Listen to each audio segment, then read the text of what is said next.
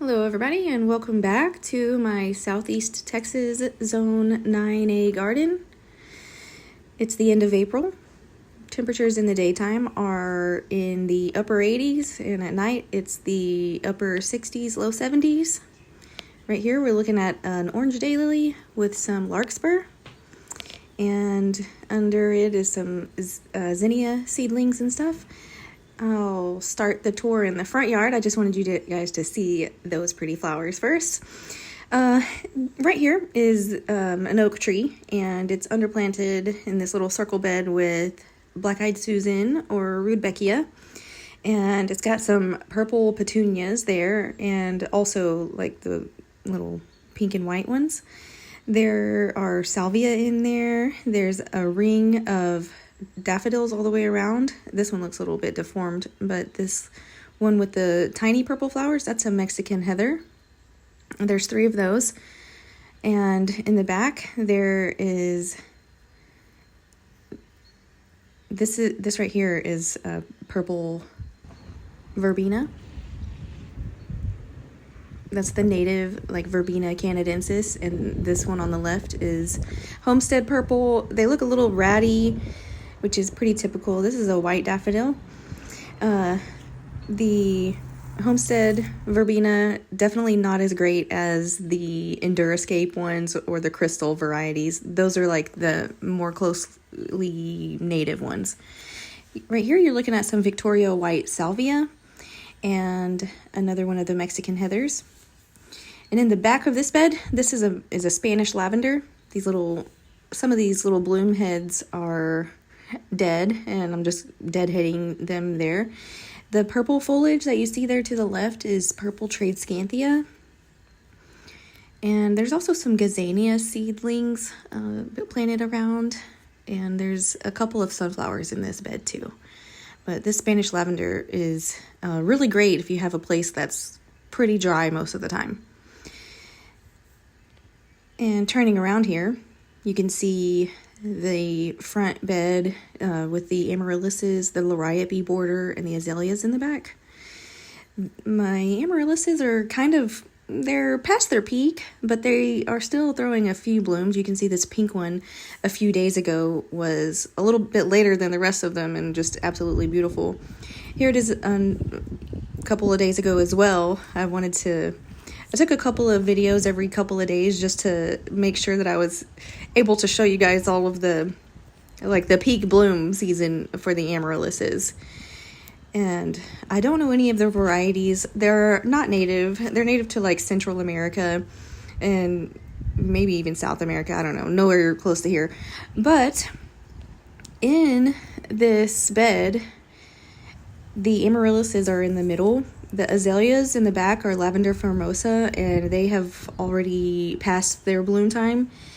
So now it's the time for the amaryllis to shine. And then when the amaryllis get done, there's a whole bunch of purple coneflower or echinacea planted. And there's also some cosmos seedlings in there. So it's like, azaleas in the early spring, then late spring is the amaryllis, then it's the cosmos, then it's the coneflowers. I try to keep like 4 season interest in this bed.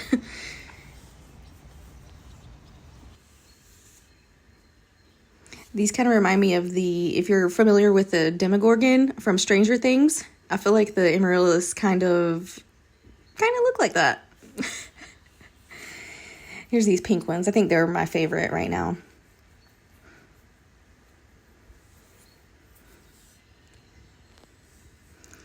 All right, and in this big blue planter, I have a Texas sage, and that's the big one. And the wheat, I cut it back, but it's kind of coming back already. In the front is amaranth. That's a Dusty Miller, and I recently went to a native plant sale and bought this Blackfoot daisy. This is a native plant.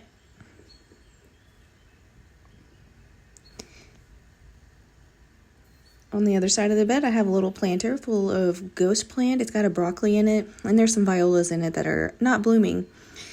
And this, I have a Rudbeckia there. I have some wheat planted as a cover crop. I just left a few of them for saving seeds so that I can have it again next year.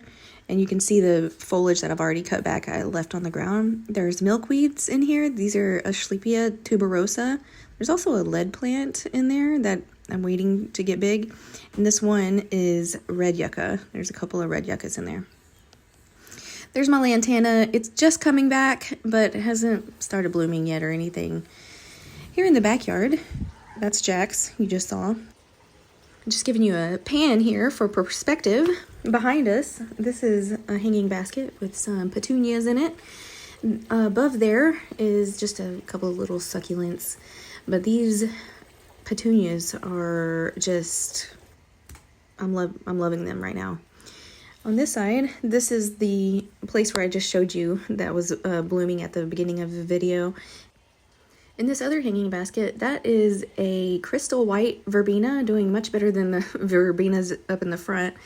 That is a red-veined sorrel, just for foliage. And down here in this little planter is a Christmas cactus, and it did bloom. There's a Mariner's Kalanchoe there, underplanted it in it. Here's a picture of that Christmas cactus bloom that is just, I'm also loving very much. Down here, some more petunias, not blooming yet. There's an ajuga there. There are red daylilies that have not opened. Behind here, there is, well, the biggest bush there is a gardenia. This is some cilantro that I missed when I was doing cutbacks. And there's a little glitterati pink pentas down there. And a few salvias. This purple foliage and blue foliage is larkspur. And that's a daylily. That was the first daylily, the one you saw in the very beginning of the video. That was the second one. Actually, it was blooming when I was editing this video. And there is a Mystic Spires salvia there that you can see with the purple spikes.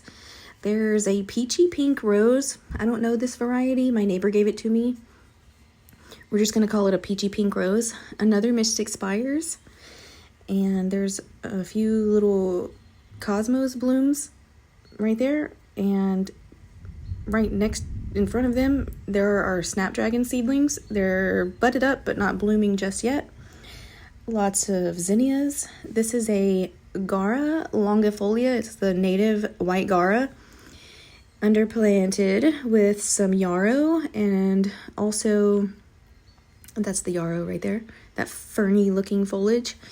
And there's 5 or 6 agapanthus, a few periwinkle blue purple ones, and a few of the Ever series. I think it's Ever Twilight. It's purple and white. And this is a crinum lily. It's dark pink. This is a dill, the dill herb. And right there, this little foliage right here is a lead plant, which is a really cool native. Only thing is that it takes years and years to get any size on it. That one's 3 years old. Over here, we had one casualty. It was the Eryngium yuccifolium, or the rattlesnake master. So I had to remove that. It got root rot, but I replaced it with some red bud, with a red bud, a native tree, small tree. I'll show you that in a second, but first let's look at this poppy. This is a Papaver Reese poppy, and I love it. So delicate looking, and this is also a Papaver Reese, just a different color. I have a lot of poppies in the garden right now. Under there is a Nigella, or Love in a Mist. There's the flower blooming. Really cool. That will turn into a seed head that's also pretty attractive, and you know, that's always a good thing. Love in a Mist. That's what most people call them. And all right, here's that red bud. And right here is a little Baptisia that I moved from elsewhere in the garden and put right there because it was not getting enough light. Right here is one of my favorite plants. This is the Gulf Coast penstemon, or Penstemon tenuis. It's a native plant, native to the Gulf Coast of the United States. There's another little Love in a Mist. This penstemon is really loved by the bumblebees because they can fit their little faces into the tubular flowers, and it does make quite a bit of seeds.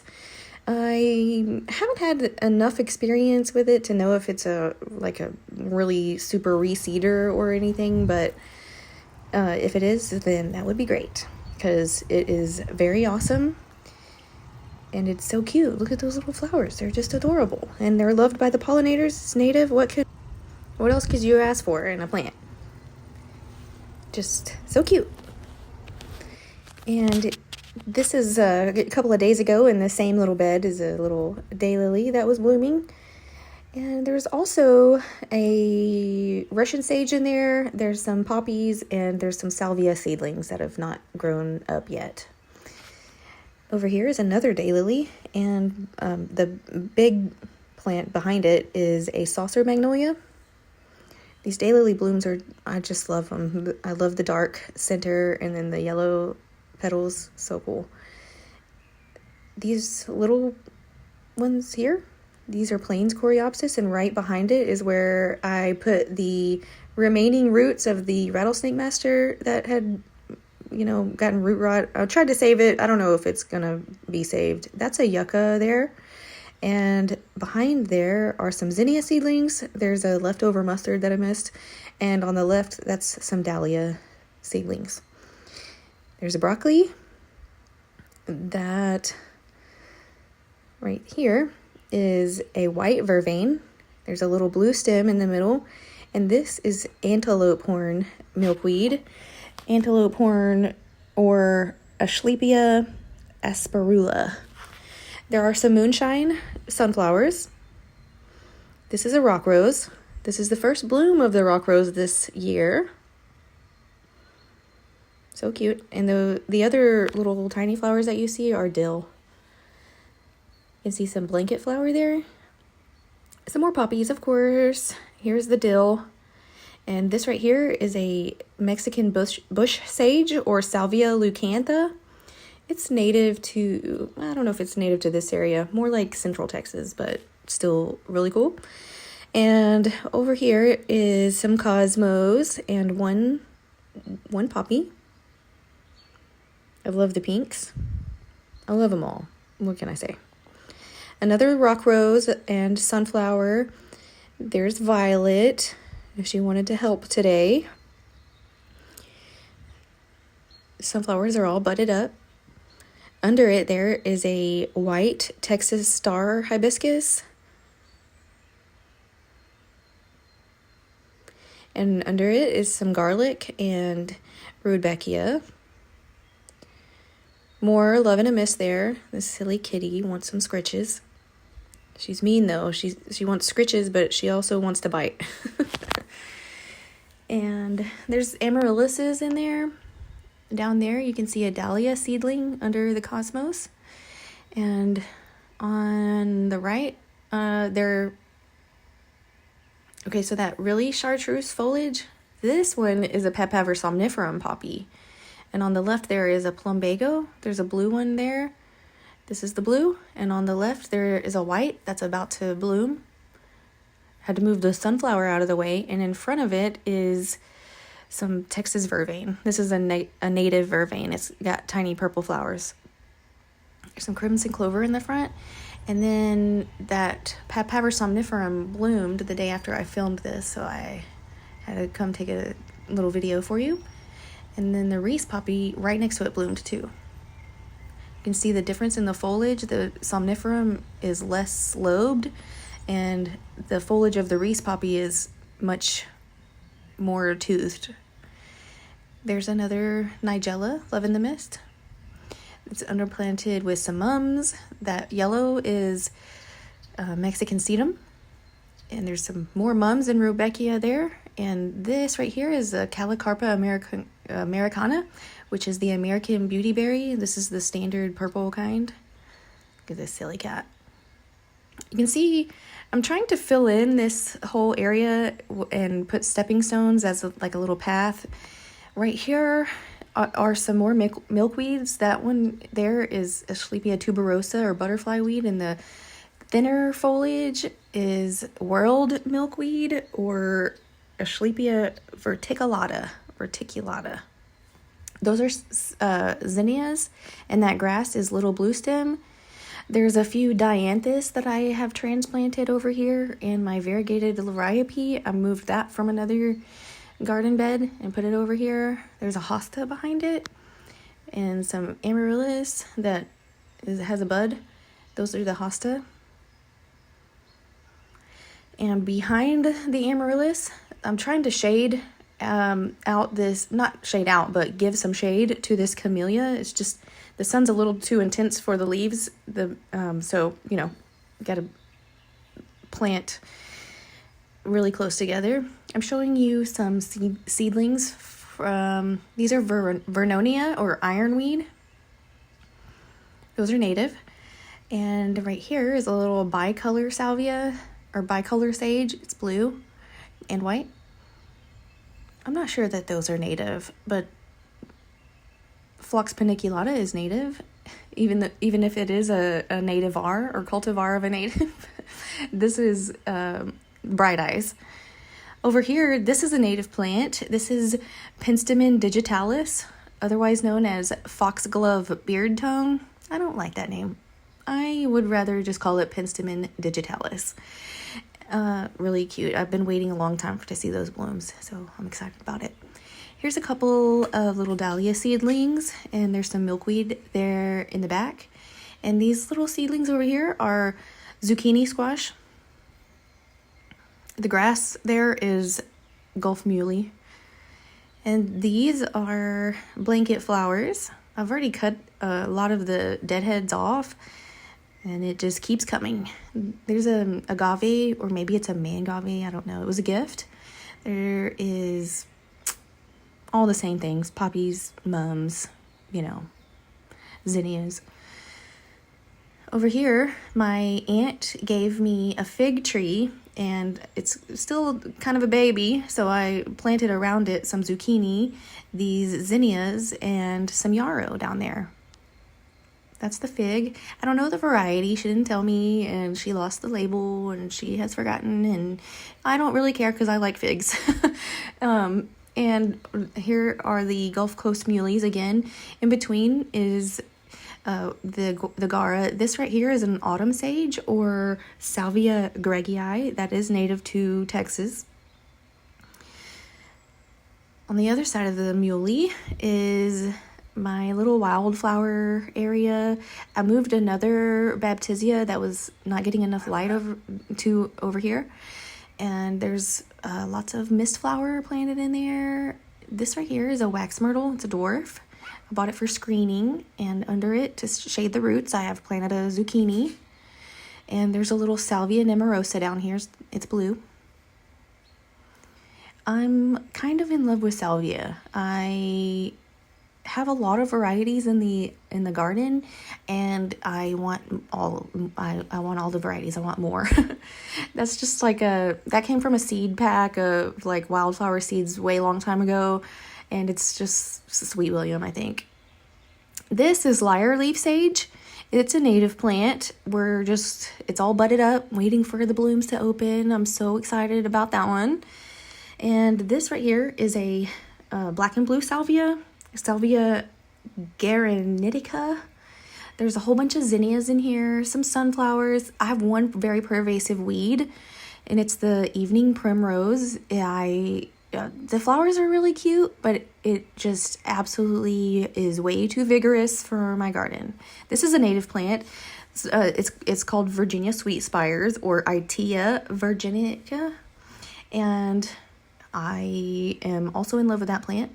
Here's another native plant. Well, so the Stokes aster is native, but the white is like a selection, or maybe it was bred to be white. I don't know. But the regular one is blue and purple. Here are my spiderwort. There's pink and purple. I mean, it's called blue, but it's clearly purple. And another wax myrtle. I accidentally bought one dwarf and one regular. This is the not dwarf. This is just the southern wax myrtle. There you go, you can see. And the other one is the dwarf. They both get big though. And I bought it for screening because they both are, this is like right directly in front of where I sit on my back porch. And you can see my neighbor's back porch. And I don't like that. I'd rather have a screen to see. Violet in there enjoying them. Whatever she's enjoying.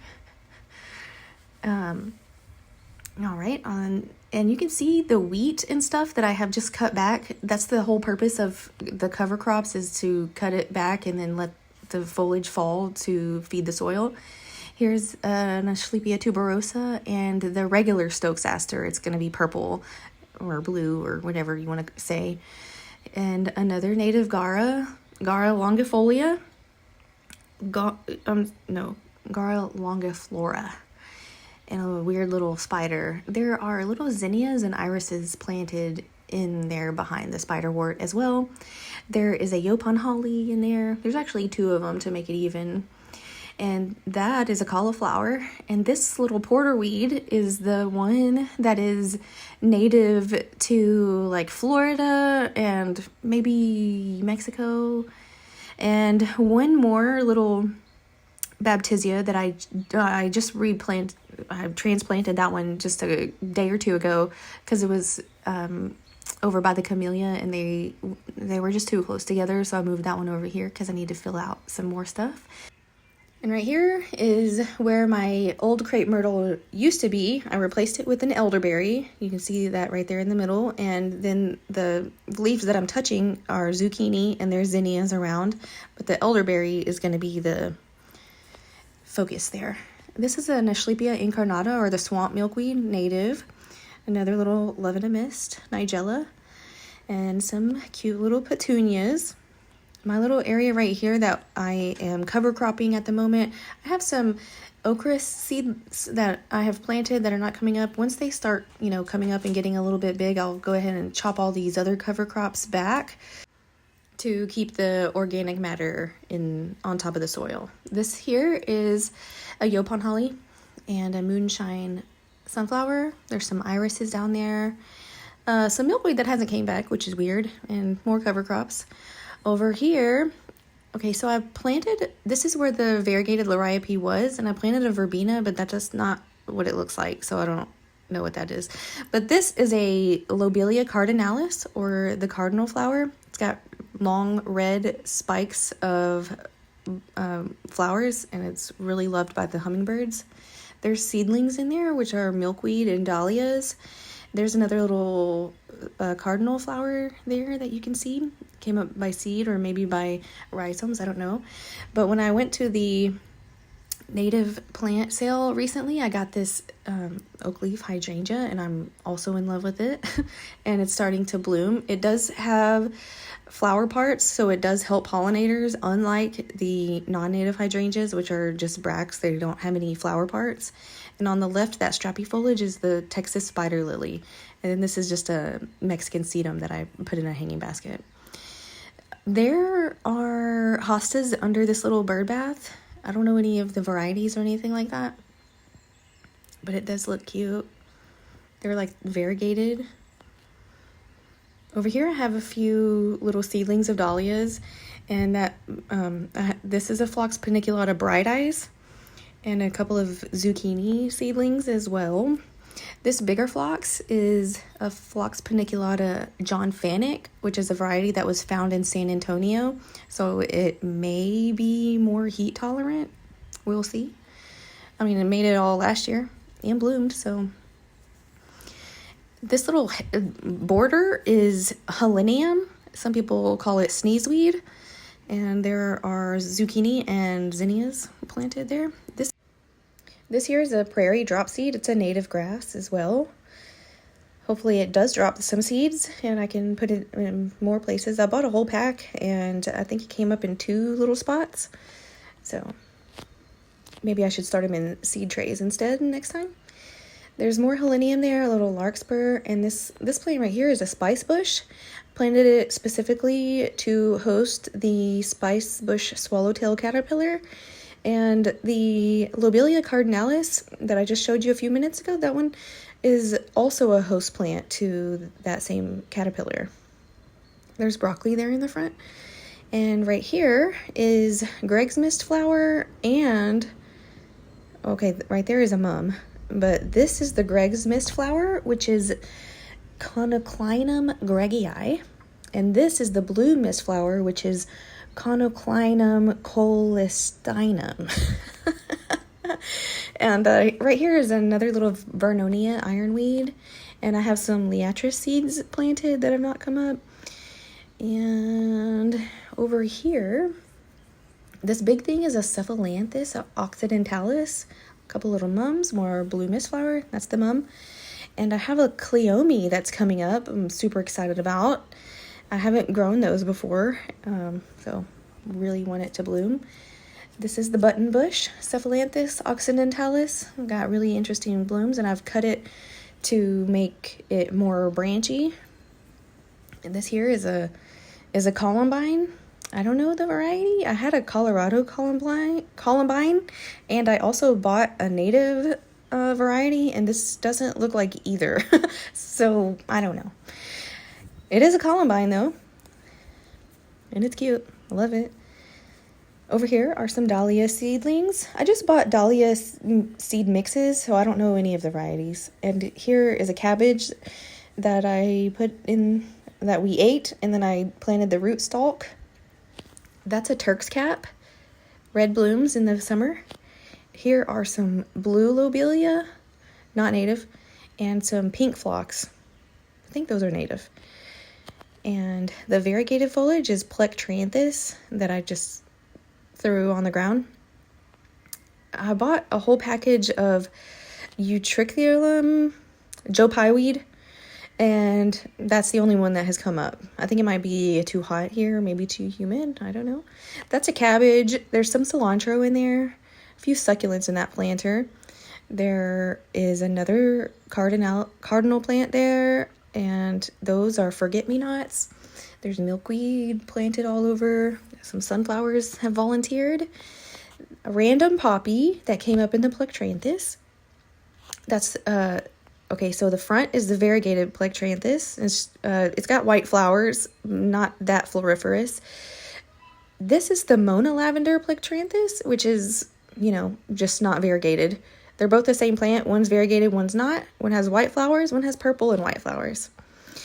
This is my ladder box. I'm about to remove the broccoli. That's some red-veined sorrel.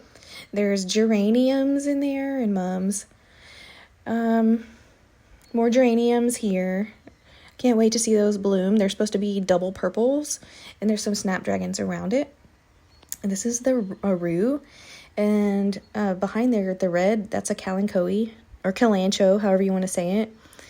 And some zinnias in this pot. And I don't know what kind of palm this is. I don't even know if it's a palm, but it's got this weird bloom stalk that I've never seen until today. And those are the flowers on it. So if anybody knows what that is, let me know. I would like to learn about it. I have a couple of little Plectranthus cuttings in there too.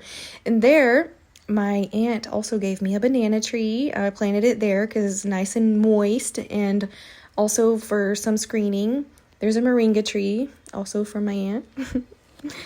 My monstera has a new leaf. It's getting a little bit too much sun. I wanted it outside, but I don't know what I'm going to do.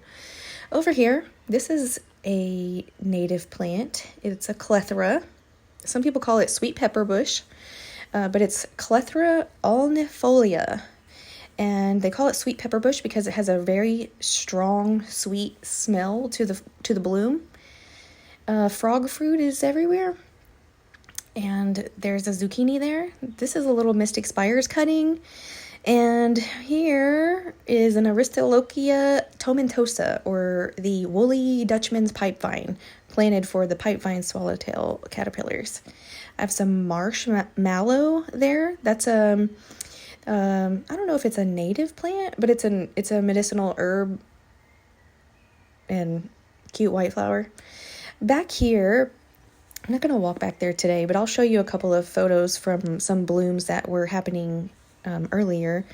I have a bunch of sunflowers. There is a coral berry there, blanket flower, black and blue salvia. And I'm trying to put my grass clippings there to make kind of a path, and it just gets so hot over here with the radiant heat from the house, and it's the west side, so it's just like the surface of the sun. There's the coralberry. That one's that one's name is really hard to say. Symphoricarpos orbiculitis or something like that. All of this frog fruit has really established itself. You can see there. Some people use this as like a turf replacement. I'm just growing it for the host plant. It's a host to a few different butterflies. Here is some of the blooms from earlier that are over there closer to where the AC unit is. This might be like my favorite color of the poppies that have bloomed so far. I love it. I just love how dainty and delicate the petals are. I don't know what it is. I love poppies. Right here is more daylilies. There's the Miranda Lambert rose. It hasn't bloomed. I mean, it has, but I think I showed you in the last video the one bloom that it had. Some amaryllis, and there's a pink hydrangea in there on the right hand side. A ton of succulents. You can see my cosmos. The tree on the bottom there is a sweet gum tree. And the tree on the top in the same pot as these cosmos, that's a southern hackberry or a sugarberry. And I'm growing both of these trees for the host plant benefits for the caterpillars. That's why they're not in the ground. Well, I don't have room to put a massive tree in the ground, but I do still want to provide food for your caterpillars with native plants. They're both native. And that's a yellow canna lily. More of this red kalanchoe. The cosmos are just so sweet. I love them. And there's more tradescanthia in there. This, that's a Maurice Utrillo rose right there. I'll show you a photo of it in just a second. But this planter has common milkweed in it, which I also don't really want to put in the ground because it has long rhizomes and it would show up in my neighbor's yard and in probably every flower bed around. So I'm trying to keep it in this container. And it is a host plant too for the monarchs. All of the milkweeds are host plants for monarchs. Right here is society garlic. And in that little cage are gazania flowers. The purple and white are larkspur. The yellow is Mexican sedum. There's that Maurice Utrillo rose whenever it was blooming. Variegated petals are just magical and I love them. And there is what I think is a foxglove there. That's a society garlic bud. And inside the little face planter is a variegated tradescanthia, but it hasn't really kicked it in gear yet. It's still kind of being slow. And my batface kufia that was planted in here has left us, so I'm trying to refill the bed in. And it had a border of kale, which I recently cut back and chopped and dropped to amend the soil. This here is the agapanthus that has a big bud on it, and there's salvia in there. There's forget-me-nots in there. That's a Texas spider lily there on the left. And there are liatris planted around in there. Just trying to fill it in. I might replace the batface kufia. I haven't decided yet. I did really love it, but if it's not going to live, maybe I want something else. Right here is a coral nymph salvia, which is Salvia coccinea, and it is a native. The verbena was the Endurascape white, and here is just those petunias again. I just love them. Over on the shelf and around, there's just random succulents, little tradescanthia, and this right here is a dwarf powder puff tree. It's not native or anything, but you can see why it's called that. Really cute. It's in the pea family, so it produces little like long beans, and that's a tie plant or a cordyline plant. This is like a string of hearts, and yeah. Over here, let's go to the middle of the yard. So I have another one of the native garas, that's white gara, Gara longiflora. Over here is a buddleia, and those little ones that you see are milkweed. There's world and also green milkweed. That's the buddleia, another gara. This is a pomegranate tree, and here's a poppy that was blooming the other day. Really vibrant, like fluorescent pink almost. It was really cool. There's also a few different zinnias in there. There's larkspur. Here's another little poppy. One of them got kind of big. You can see that here. My child thinks they look like princess dresses. There's a Cosmo in there. And this is a sunflower. It's the native, just native sunflower. Over here are the naked ladies, or hurricane lilies, or surprise lilies. Lycoris radiata is the scientific name. Behind there are some Solidago fireworks. That is a native plant. Well, a native cultivar. It's in the it's the goldenrod, in the goldenrod family. There's a petunia. There's some dill. This here is a native. It's a pink skullcap. There's weeds in there because there was a stand of wheat in here, and I just recently cut it and uncovered some weeds. This here is a little blue stem, and that one in the middle was the white vervain.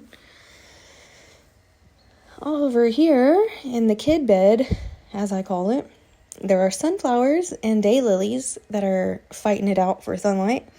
And there is a passion flower in there, the Passiflora bellodii. It's a cultivar of, it's a mix between a native variety and a not native variety.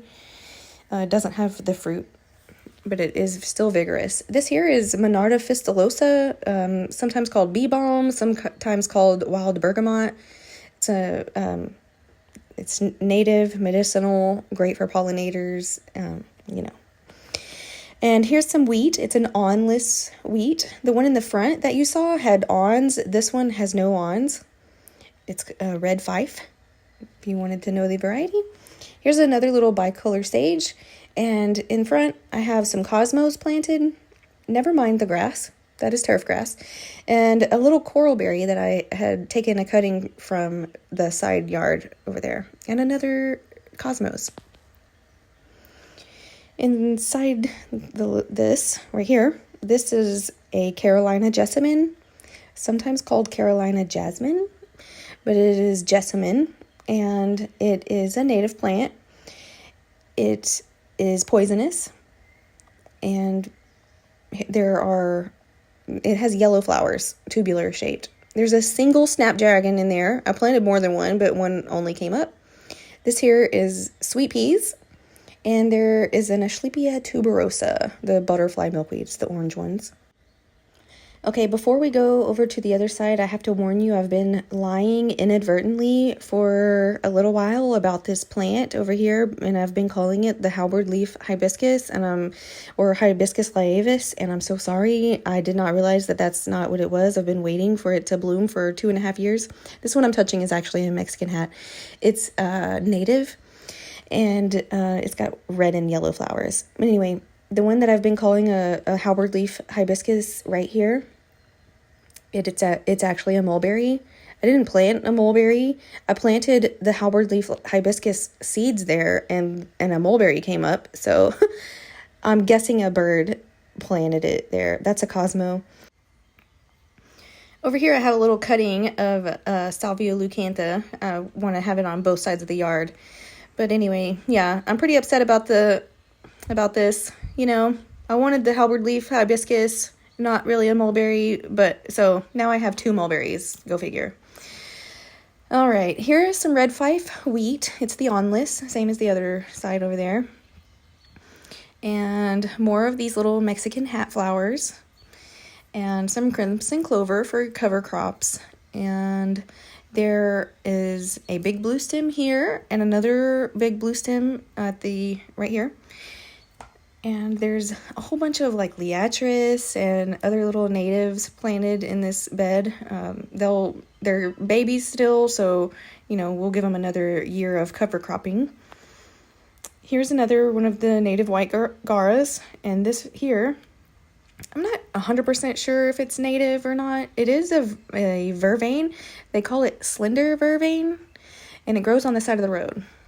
There's a pink gara in there also, which is native, and there's a native sunflower there, and this right here is a native Texas mountain laurel. It's native to the hot, dry regions of Texas, like central Texas, not really here, and I think that's why the ones around here closer to the Gulf are just a little bit ratty looking, or maybe that's just their nature, I don't know. But the ones around, it's like, you can see it's not dead. It's got the new foliage and stuff, but the ones around, like my neighborhood has planted some in a butterfly garden, and they also look a little ratty, but they still bloom and they still grow. So maybe this is just not their preferred climate. I'm not sure. But anyway, over here on the other side of the fence, in this pyramid, this is thyme, and this is oregano. On the other side, I have this little planter. I have a zucchini growing in there. You can see the blooms. And the purpose of this container is for this Aristolochia pipe vine. Just the tomentosa. There's a few forget-me-not seedlings, and there is also a little wood sorrel in there. There is frog fruit over here. This is a rudbeckia, and there is a black and blue salvia. This is lemon balm mint and some golden potatoes and more herbs over here. I have the Mexican oregano here, a little bit different than the oregano you just saw. This is Salvia officinalis, just regular garden sage, and this is rosemary. Okay, avert your eyes. Just kidding. I have some asparagus planted there, and I'll show you in a minute where I'll plant that in the ground. And there is zucchinis planted here, and this little plant is a pineapple guava. My aunt gave me that one too. There's a couple little poppies. You can see the wheat that I have just recently chopped, and some sunflowers. The wheat is for the organic material. Again, you're noticing a theme. This cute little clematis, and even when the blooms are spent, you can see that the seed heads are also fairly ornamental. Cute little buttons. Right here is strawberries, and I have a couple different kinds of lettuce here. You can see it's going to bloom, or it's gone to bloom. There's poppies. Look at that. Look how intense that red is. I just love it. I can't help it. The seeds of the lettuce, I'm gonna let some of them fall and hopefully reseed themselves. Not all of them. I will cut them off and discard most of them. Nobody needs this much lettuce. And that broccoli, I don't know if I'll let that go to seed, because I have more over here that are, also seeds, and I don't think I need that many seeds. But look how cute this cilantro looks with the poppies all mixed in together. Here's that broccoli. See, that's a lot of seed. I think that's probably enough. I think I'll cut the rest of the broccolis that are going to seed down. Here's some dahlias, some zinnias. I have tomatoes planted there. You see that little tiny baby seedling? There are snow peas. None of the snow peas ever make it inside because I stand here like a crazy person and eat them in the garden. And over here are some mustard. This is mustard going to seed, and that's a large cilantro. Behind the cilantro, you can see little tiny tomatoes. So I have red Amish tomatoes, and then in the middle I have Woodle orange tomatoes, and then over here on the end I have yellow pear tomatoes. This right here was 3 kale plants.